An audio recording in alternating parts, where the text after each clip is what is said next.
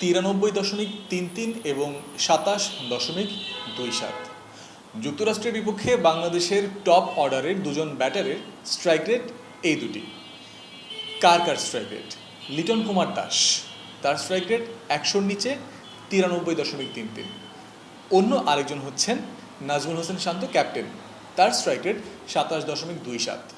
অর্থাৎ বোঝাই যাচ্ছে বাংলাদেশের টপ অর্ডার ফেইল করেছে ইউএসের বিপক্ষে ঐতিহাসিক 3 ম্যাচের টি-20 সিরিজের প্রথম ম্যাচটাতেই। মঙ্গলবার বাংলাদেশ সময় রাত 9টার সময় ম্যাচটা শুরু হয়েছে। বাংলাদেশ টসে হেরে প্রথমে ব্যাটিংয়ে গেছে এবং এখানে প্রথম চমক হয়তো দর্শকরা পেয়েছিলেন। লিটন কুমার দাস বাংলাদেশের একাদশে এসেছেন এবং জিম্বাবুয়ে সিরিজে ভালো খেলা তানজিদ হাসান তামিম, তাকে একাদশ থেকে বসানো হয়েছে, বাইরে রেখে লিটনকে সুযোগ দেওয়া হয়েছে। লিটনকে এই সুযোগটা একটা ফ্রেশ স্টার্টের জন্যই দেওয়া হয়েছিল, লিটন যেন ভালো করতে পারেন, নিজেকে ফিরে পেতে পারেন, যেহেতু বিশ্বকাপ দলে তিনি আছেন। সেটা লিটন কতখানি করলেন? ইনিংসের একদম শুরু থেকে লিটন কুমার দাসকে যথেষ্ট শেইকি মনে হয়েছে। বলে সুইং হচ্ছিল, সেগুলো খেলতে তিনি সংগ্রাম করছিলেন। একবার স্কুপ ট্রাই করেছিলেন একটা 4 মারার পরে, সেটাও ব্যাটে বলে হয়নি। একটা 4 মেরেছেন, একটা ছক্কা মেরেছেন। লিটন দাসের ইনিংসের প্রাপ্তি বা অর্জন আজকের ইনিংসে এতটুকুই। এবার এর বাইরে লিটন কুমার দাস কি পেয়েছেন? 2বার জীবন পেয়েছেন। একবার হচ্ছে আলী খানের বলে উইকেটের পেছনে ক্যাচ তুলে দিয়েছিলেন, উইকেট কিপার ক্যাচটা মিস করেন। ঠিক তার পরের ওভারে লিটন দাস রান আউট হতে হতে বেঁচে গেছেন। 2বার জীবন পেলেন। একজন ব্যাটসম্যান যখন জীবন পান সেটাকে কাজে লাগাতে হয় এবং সেটা যদি একাধিকবার হয় সেই কথাটা হয়তো আরও বেশি দৃঢ় বা গভীর সত্য হয়ে দাঁড়ায় যে তাকে সুযোগটা কাজে লাগাতে হবে, ভালো কিছু করে দেখাতে হবে। তবে লিটন দাস সেটা পারেননি। কিভাবে আউট হয়েছেন? ইনসুইঙ্গার একটা বল ভেতরে আসছিল, তিনি ভুল শট হয়েছে, লেগ বিফোর হয়েছেন, আউট হয়ে গেছেন। লিটন দাস ব্যর্থ। 15 বলে 14 রান, ঠিক প্রথমে যেমনটা বললাম, তার স্ট্রাইক রেট 100-র নিচে। এটা আরও একটা কনসার্নিং বিষয় যে এই ইনিংস দিয়ে, এই ম্যাচ দিয়ে টানা 5 ইনিংসে লিটন কুমার দাস 100-র নিচে স্ট্রাইক রেটে ব্যাটিং করে আউট হলেন। অর্থাৎ এই ম্যাচের আগে, এই ইনিংসের আগে জিম্বাবুয়ের বিপক্ষে 3 ম্যাচ খেলেছিলেন। 3 ম্যাচের কোনোটাতেই তিনি 100 স্ট্রাইক রেটে ব্যাটিং করতে পারেননি। ঠিক তার আগে শ্রীলঙ্কার বিপক্ষে একটা ম্যাচ, তিনি সর্বশেষ যে ম্যাচটা খেলেছেন থার্ড টি-20 সেই সিরিজের, সেখানেও 100 স্ট্রাইক রেটে খেলতে পারেননি, বা 100 বা তার বেশি স্ট্রাইক রেটে খেলতে পারেননি, এর নিচে স্ট্রাইক রেট ছিল। অর্থাৎ গত টানা 5টা ম্যাচ ধরে যতগুলো বল খেলেছেন তার সমান রান রিটার্ন করতে পারেননি, তার থেকে বেশি রান করা তো অনেক দূরের কথা। অর্থাৎ একটা স্পষ্ট বার্তা দেয় লিটন দাস রান করতে পারছেন না, ফর্মে নাই, out of form as well as he is out of rhythm. তিনি ছন্দেও নেই, রান করতে পারছেন না বলের সাথে পাল্লা দিয়ে। তো এই হচ্ছে তার অবস্থা। তার সাথে আজকের ম্যাচে অপর যিনি ওপেন করেছিলেন সৌম্য সরকার, জিম্বাবুয়ে সিরিজে খারাপ করেননি, তবে আজকের এই ম্যাচটাতে তিনি খুব একটা ভালোও করতে পারেননি। ভালো শুরু পেয়েছিলেন, তিনি বাউন্ডারি তুলছিলেন, ব্যাটে বলে কানেক্ট ভালো করছিলেন। লিটন যখন আউট হন সেকেন্ড ওভারে, লিটন আউট হয়েছেন 5ম ওভারে। লিটন যখন আউট হন ঠিক তার কিছু সময়ের পরে, কিছুক্ষণের মধ্যে কোনো রান যোগ না করেই সৌম্য সরকার যেটা করেছেন, তিনি একটা স্লগ সুইপ করতে গেছেন। স্লগ সুইপ করতে গিয়ে তিনি মিড উইকেটে ক্যাচ তুলে দিয়েছেন, সৌম্য সরকারও আউট। ঠিক তারপরে নাজমুল হোসেন শান্ত 8ম ওভারে ডাউন দ্য উইকেটে এসে স্লগ করতে গেছেন, উইকেট কিপার স্ট্যাম্প ভেঙে দিয়েছেন, শান্ত আউট। আউট হওয়ার আগে তিনি কতগুলো বল খেলেছেন? 11 বল 3 রান করেছেন। 11টা বল উইকেটে তিনি টিকে থাকার সংগ্রাম করেছেন, রান এসেছে মাত্র 3টি। এক পর্যায়ে হয়তো অন্তত স্কোর কার্ডের এই অংশ যখন দর্শকরা দেখবেন যে 11 বলে তিনি 3 রান করেছেন, তখন মনে হতে পারে কারো যে এটা কি টেস্ট ম্যাচের স্কোর কার্ড? হ্যাঁ, শান্ত সময় নিচ্ছিলেন, সেই একই কথা। সময় নিলে সেগুলো ভালোর জন্য হয়তো নিচ্ছিলেন, সেই ভালোটা তিনি বয়ে আনতে পারেননি, তিনিও কাজে লাগাতে পারেননি, দ্রুত আউট হয়ে গেছেন। এর পরের উইকেটটা দুর্ভাগ্যজনক বলা যেতে পারে, বা কি বলা যেতে পারে, বা আমার কাছে ভাষা নেই। সাকিব আল হাসান তাহিদ হৃদয় শট খেলেছিলেন, হৃদয়ের খেলা সেই শটের পর বল গেছে ফিল্ডারের হাতে, সাকিব ততক্ষণে দৌড়ে মাঝ ক্রিজ থেকেও আরও উপরে চলে গিয়েছিলেন এবং ততক্ষণে ফিল্ডারের হাত থেকে বল বোলিং প্রান্তে বোলারের হাতে চলে গেছে। সাকিব শুধু দাঁড়িয়ে দাঁড়িয়ে দেখেছেন যে বলটা বোলার স্টাম্পে লাগাবে, তিনি রান আউট হবেন। নগদে 500 টাকা বা তার বেশি পেমেন্টে পেতে পারেন ঢাকায় জমিসহ 20 কোটি টাকার পুরস্কার। পেছনে ফিরে আসার কোনো চেষ্টা তিনি করেননি, করার সুযোগও ছিল না, কারণ বোলার স্টাম্পে লাগিয়ে দিতেন, সাকিব আউট হতেন। সেই সাকিবও রান করেছেন 6, বল খেলেছেন 12টি। এই জায়গাতে বাংলাদেশ অনেকখানি পিছিয়ে গিয়েছিল।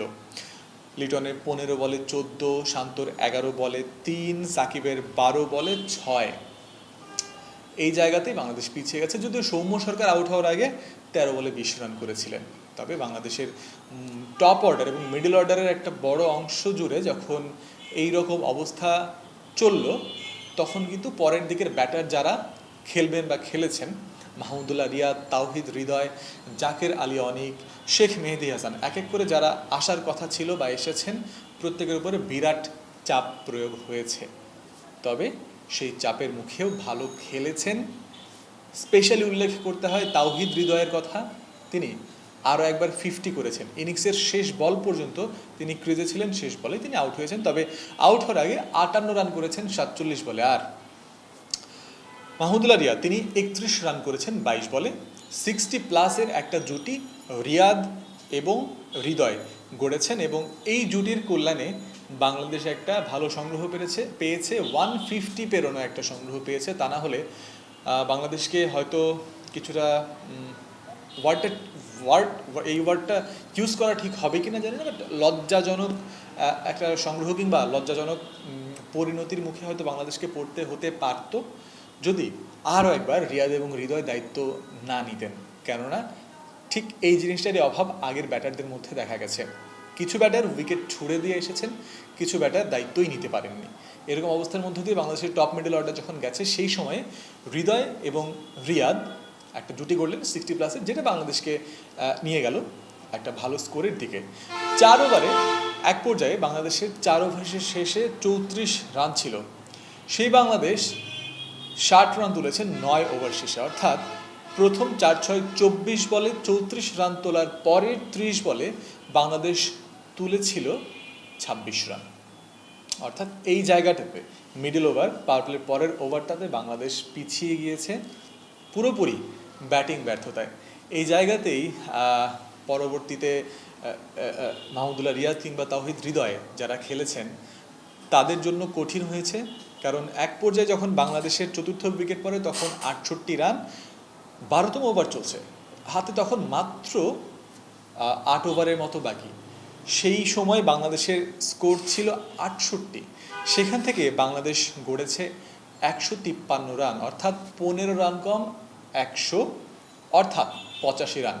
শেষ 8 ওভারে বাংলাদেশ 85 রানের মতো করেছে এবং সেটা সব কৃতিত্বই রিয়াদ এবং হৃদয়ের ওপর যাবে।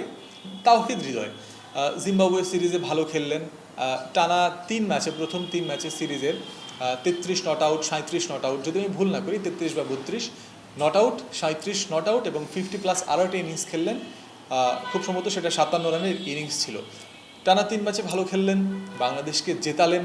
বাংলাদেশের ম্যাচ জয়ের ক্ষেত্রে হৃদয়ের ভূমিকা যেমন অপরিসীম ছিল, আজকের ম্যাচটাও যদি বাংলাদেশ জিতে যায়, আমি যখন এই ভিডিও শ্যুট করছি আপনাদের জন্য, আপনাদের সাথে সব কিছু সম্পর্কে আলোচনা করছি, সেই সময় বাংলাদেশ বোলিং করছে ইউএসের বিপক্ষে।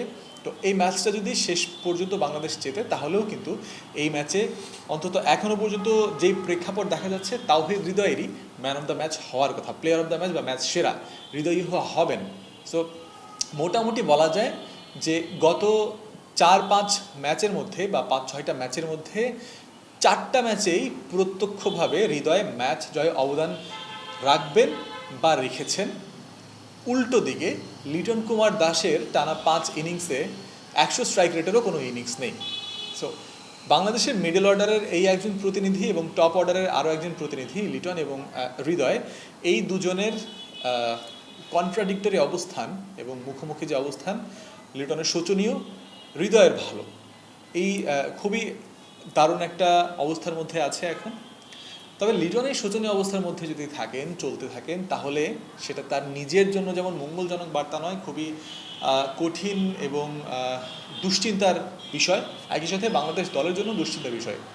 ইউএসের বিপক্ষে ম্যাচ, তুলনামূলক খর্বশক্তির দল, তাদের বিপক্ষে একটা ফ্রেশ স্টার্টের আশায় লিটনকে খেলানো হয়েছে, ইনফর্ম তানজিদ তামিমকে বসানো হয়েছে।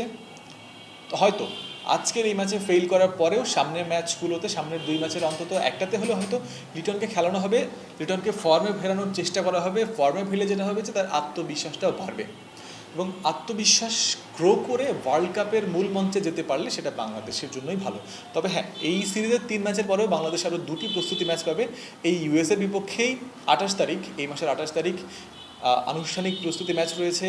সামনের মাসের 1 তারিখ অর্থাৎ জুন মাসের 1 তারিখ ভারতের বিপক্ষে আরও একটা প্রস্তুতি ম্যাচ রয়েছে। অর্থাৎ লিটন এবং তানজিদকে শাফল করে খেলানোর আরও বেশ কয়েকটা সুযোগ বাংলাদেশ পাচ্ছে। তবে সেই জায়গাতেই মূল আলোচনা যেটা আসে, লিটন যেটা গত কয়েক ম্যাচে পারেননি, গত 5, 6, 7, 8টা ম্যাচে লিটন যেটা পারেনি, শ্রীলঙ্কার বিপক্ষে একটা ম্যাচে যদি আমি ভুল না করি লিটন ভালো খেলেছিলেন, তবে ওভারঅল প্রেক্ষাপট বিবেচনা করলে গত কয়েকটা ম্যাচে লিটন ভালো করতে পারেননি, সুযোগ কাজে লাগাতে পারেননি।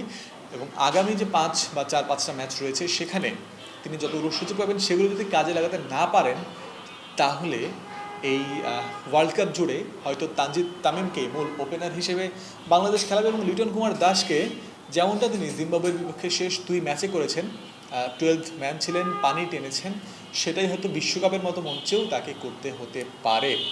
তবে সময় বলে দেবে লিটন কেমন করছেন। আজকের ম্যাচে তাওহিদ হৃদয় এবং মাহমুদুল্লাহ রিয়াদ আরও একবার বাংলাদেশকে ভরসা দিয়েছেন, যেমনটা তারা দিয়ে আসেন। অনেক সময় অনেকবার এমন দেখা গেছে যে বাংলাদেশ বিপদে পড়েছে, মাহমুদুল্লাহ রিয়াদ এসে একটা সংগ্রামী ইনিংস খেলেছেন, লড়াকু ইনিংস খেলেছেন, বাংলাদেশকে ভালো সম্মানজনক সংগ্রহ দিয়েছেন। আজকের দিনেও তেমনটা হয়েছে। আজকের দিনে রিয়াদ যদি পার্শ্বনায়কের চরিত্রে অবতীর্ণ হন, তাহলে বলতে হয় তাওহিদ হৃদয় ছিলেন মূল নায়কের ভূমিকায়। আর শেষের দিকে জাকের আলী অনেক, তিনি অপরাজিত ছিলেন 5 বলে 9 রান করে। বাংলাদেশ 153 রানের সংগ্রহ পেয়েছিল 6 উইকেটে। হ্যাঁ, আজকের দিনে জেনুইন 7টা ব্যাটার, শেখ মেহেদীকে ধরে হিসেব করলে 8টা ব্যাটার নিয়ে বাংলাদেশ খেলতে নেমেছিল। তবে হ্যাঁ, ব্যাটিংয়ের কোটাটা ঠিকঠাক ছিল, 8 জন ব্যাটার যদি ধরাই হয় শেখ মেহেদীকে সহ, আর জেনুইন 7 জন ব্যাটার। দারুণ একটা ব্যাটিং অর্ডার বাংলাদেশের প্রেক্ষাপটে, এর থেকে বেশি লম্বা আশাও করা যায় না। মূলত বাংলাদেশ কখনো কখনো শেখ মেহেদীকে 7 নম্বরে খেলিয়ে একজন ব্যাটার কম নিয়ে খেলেছে। তো সেই দিক থেকে ইউএসের বিপক্ষেও এই বিষয়টা মাথায় রেখে খেলতে হয়েছে যে আমাদের টপ অর্ডার হয়তো খারাপ করতে পারে, আমাদের টপ অর্ডার থেকে রান হয়তো আসবে না, দ্রুত উইকেট পড়তে পারে, আমাদের ব্যাটিং অর্ডারটা একটু লম্বা করি, ব্যাটিং অর্ডারটা বড় করি, সেটা করেছে বাংলাদেশ দল। তো মূল যেটা ওপেনারদের জায়গাটা, লিটন কুমার দাসের জায়গাটা, শান্তর জায়গাটা, যেটা শান্ত এবং লিটন জিম্বাবুয়ে সিরিজেও তারা ভালো করতে পারেননি, জিম্বাবুয়ে সিরিজটা খারাপ গেছে। এই সিরিজের শুরুটাও ইউএসের বিপক্ষে খারাপভাবেই হলো। জিম্বাবুয়ে সিরিজের শান্তর স্ট্রাইক রেট ছিল 103-এর আশপাশে, বড় ইনিংস খেলতে পারেননি। লিটনের স্ট্রাইক রেট ছিল 3 ম্যাচে 83-র আশপাশে, বড় ইনিংস খেলতে পারেননি। একই অবস্থা এই ম্যাচেও, শান্তর অবস্থা শোচনীয় বলা যায়, লিটনের অবস্থাও খারাপই বলা যায়। তো তারা খারাপ করবেন এই বিষয়টা হয়তো মাথায় রেখে ব্যাটিং অর্ডার লম্বা করা হয়েছে। সামনের ম্যাচগুলোতে কী হবে জানা নেই, তবে মূল আশা, মূল ভরসা টিম ম্যানেজমেন্টের যেমন থাকবে, লিটন ভক্তদের, শান্ত ভক্তদেরও চাওয়া ওই জায়গাতেই থাকবে, যেন তারা রান করতে পারেন, তারা ফিরে আসতে পারেন কনফিডেন্স নিয়ে, ওয়ার্ল্ড কাপে যেতে পারেন, এবং সেই ফর্মে তারা যেন ফিরে আসেন, তারা যেন ভালো করেন, এই প্রত্যাশা ব্যক্ত করে আমি জয়ন্ত বিন্দু ফ্রিকোয়েন্সির নিউজ রুম থেকে আপনাদের কাছ থেকে বিদায় নিচ্ছি।